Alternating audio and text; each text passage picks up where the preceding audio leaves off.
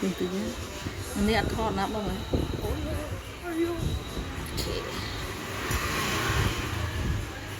Susan like the uta chưa.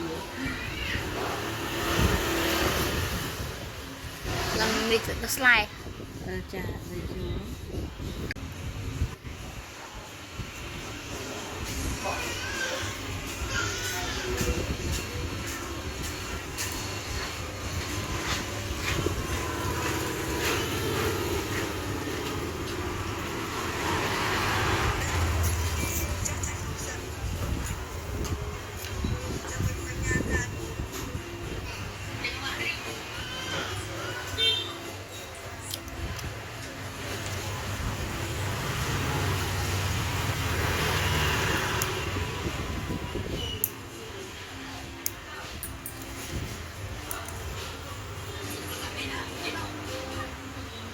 Chung tí nhé.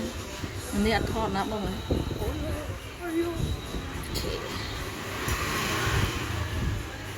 Susan like the uta chưa. Làm mix the slide. Chả đây chú. Tập châu. Chả đây chú. Tập chú.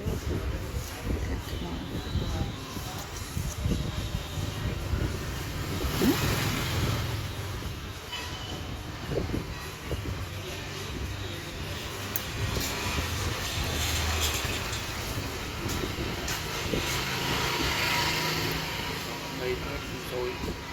Chả đúng. Có phần đây nó bị thơm sôi. Chà. Lâm trời rồi. Tầm nhà nó nhạc lâm trời.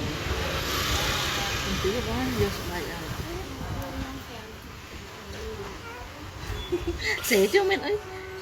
Cắt trâu đó.